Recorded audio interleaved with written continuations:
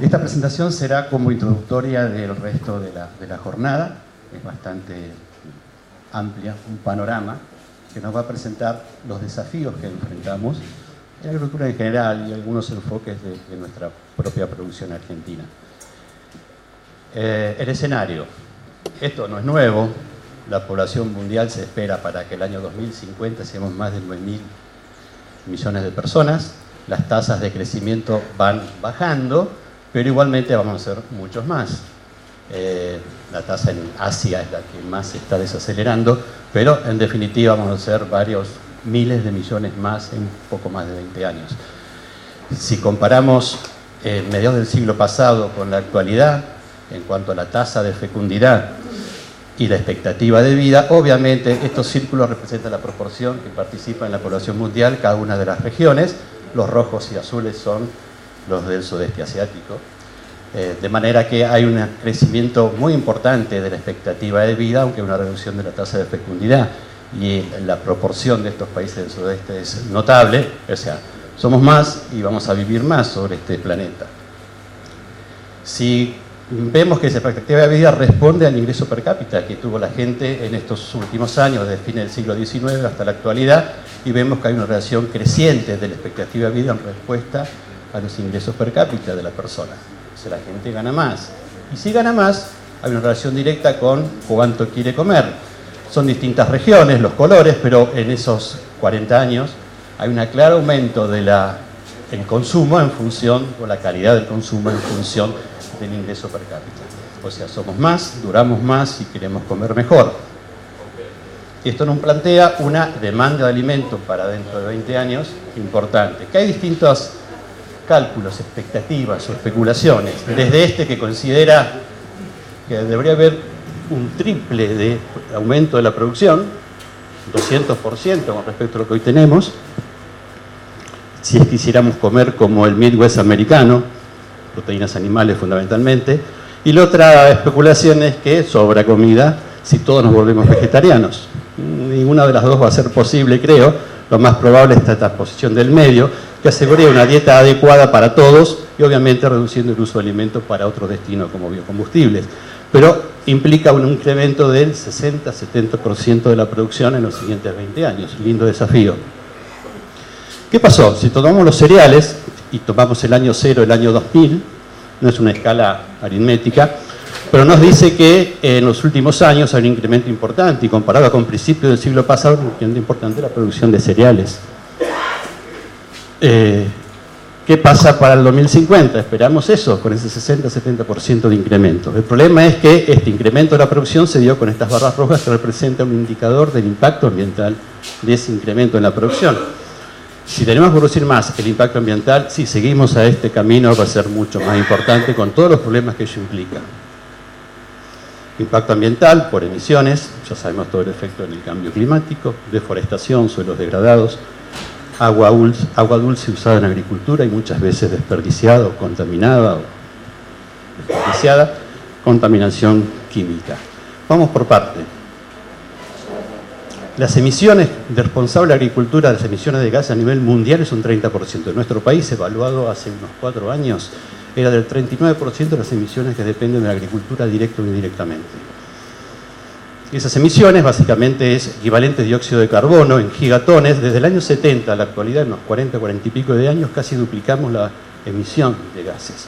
Lo que provocó que la concentración de dióxido de la atmósfera, que estaba a niveles, estos son los niveles de la época de la revolución industrial, fines del siglo XIX, XVIII, y el actual, o sea, este aumento de la concentración de estos gases de efecto invernadero provoca este aumento en la temperatura con eventos extremos, inundaciones y de sequías. ¿Qué se espera por nuestro país? Hay distintos escenarios, seguramente después Guevara los presentará en sus perspectivas climáticas.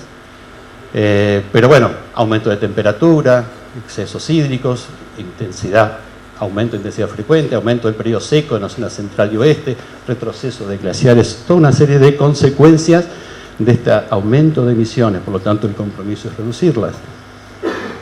Deforestación, la mitad de los bosques templados del planeta y más de un cuarto de los tropicales han sido eliminados. Nuestro país está en una buena posición en cuanto a deforestación. algo menos de 8 millones de hectáreas. Brasil está lejísimos, arriba de las 50 millones de hectáreas. Pero ese avance ha sido en los últimos años en zonas frágiles, la zona de Chaco, la zona de las yungas del noroeste. Así que en los últimos 25 años preocupa que tengamos ese avance de la agricultura sobre los bosques nativos. Suelos agrícolas degradados. En el mundo se estima que se pierden a la producción por erosión entre 2 y 5 millones de hectáreas por año. Más o menos un 23 de los suelos agrícolas están erosionados, degradados, compactación, pérdida de estructura, desertificación, sedición, lo que compromete nuestra producción futura. Este es un ejemplo que muchachos, colegas de Balcarce, evaluaron la evolución de la materia orgánica en suelos prístinos, bajo alambrado o cerca de estancias, de cascos de estancias, y los colores representan el contenido de materia orgánica. Hacia los verdes más oscuros, más materia orgánica, hacia los rojos, menos materia orgánica, y más o menos el verdecito más claro representa el 4% de materia orgánica, que es el promedio de los suelos prístinos, de toda esta zona en donde estamos. Pero los suelos laboreados de esta zona implica que el promedio está por debajo de 3, consecuencias de la agriculturización. Uso de agua dulce, más o menos el 70% del agua dulce del planeta está usado por la agricultura. Nuestro país usa un 5% de superficie bajo riego, a diferencia del promedio mundial que anda cerca de los 20%. Estamos bastante por debajo, pero nuestras extracciones de agua aportan esta extracción mundial, y esa extracción mundial está ya en el límite de preocupación en cuanto a la disponibilidad para futuras generaciones. Y estamos más o menos en el mismo porcentaje a nivel mundial. Contaminación química por agroquímicos. Se producen por año casi 2,5 millones de toneladas por año de agroquímicos. Hay más de 1.000 principios activos. La mitad son herbicidas, un tercio son insecticidas, el resto son fungicidas. Y hay presencia en suelo, aire, agua, con niveles que ya están por encima de las tolerancias de Europa o de algunos estados de Estados Unidos. Obviamente con todo lo que implica al riesgo de la salud, la mortandad de aves, insectos benéficos, comunidades microbianas en el suelo y demás. El aumento de la producción que se dio en los últimos años fue por avance de la frontera agrícola y también por uso de insumos. Hoy estamos usando 9 kilos o litros de agroquímicos por hectárea, en promedio, cuando el mundial está por debajo de 2. Digamos que, y el principal producto es el glifosato, le siguen los piretroides y después algunos fungicidas.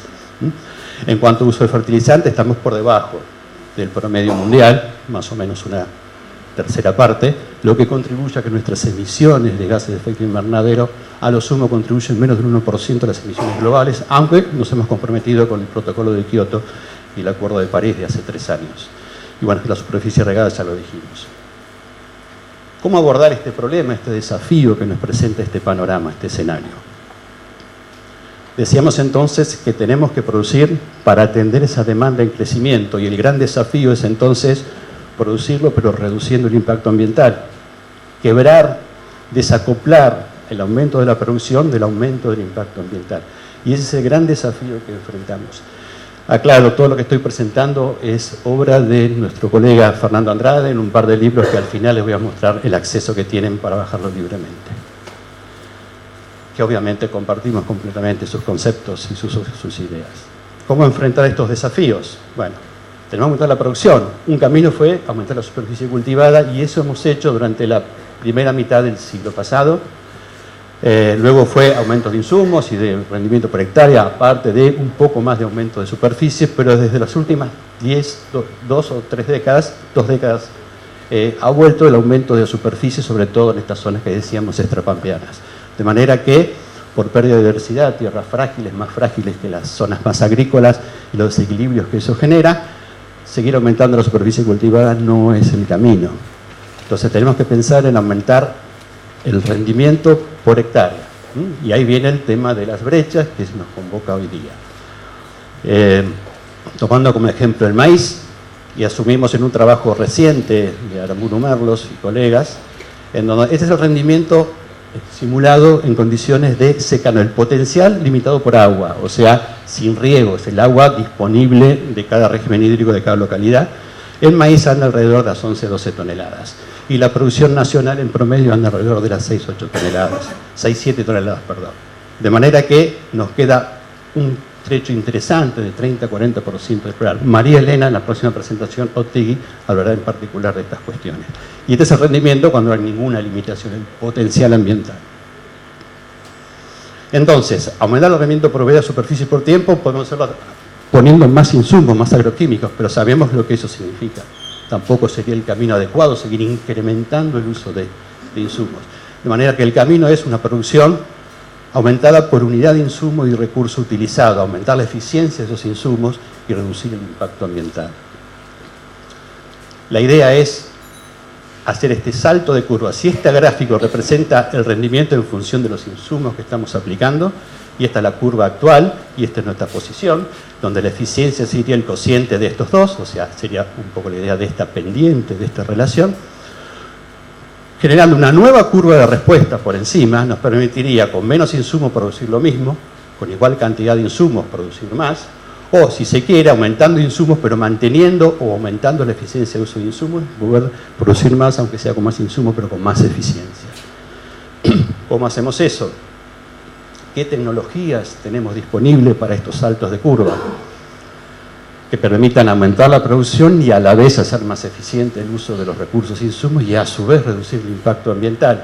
Obviamente hay tecnologías duras, novedosas, que nos deslumbran y son muy útiles. Todo el mejoramiento genético asistido por edición génica. Hoy el horizonte es inimaginable de lo que se pueda llegar a hacer.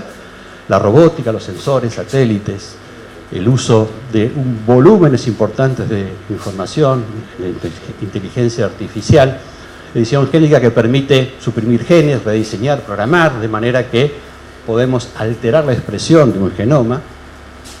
El potencial de la robótica en el campo, reducir el uso de agroquímicos y labores. Acá tenemos un robotito que supuestamente con energía solar se detecta si hay maleza, si hay un insecto y le aplica dirigidamente a ese blanco, reduciendo la cantidad de insumos, obviamente insumos o agroquímicos cada vez menos agresivos para el ambiente.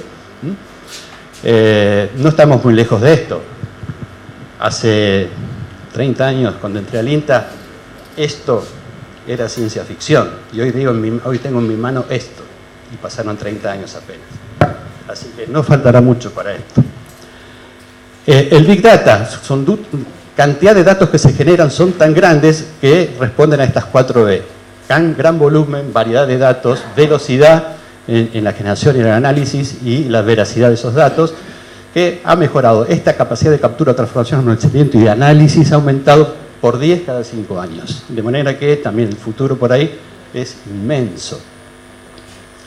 Pero la clave es tecnologías de proceso y conocimiento. Conocer el ambiente, algo nos va a mostrar Edgardo después, cómo funciona el cultivo, una de las cosas que vamos a mostrar hoy sobre manejo, la biología de las plagas, interacciones dinámicas de los componentes del sistema, que permiten guiar manejo, rotaciones, manejo integrado de plagas, lo que significa, son tecnologías de bajo costo, son apropiables porque yo la aprendo, el otro la aprende y se sigue compartiendo sin ningún costo, y sobre todo que permiten un mayor provecho de aquellas tecnologías duras si las apoyamos con conocimiento de procesos que están detrás de las decisiones que tenemos que tomar.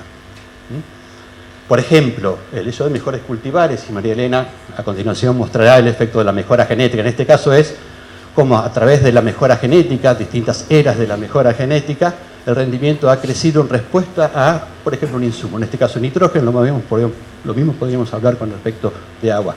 O sea, el mejoramiento genético, encima le asistimos con edición génica y otras herramientas biotecnológicas, obviamente mucho se puede hacer en eso.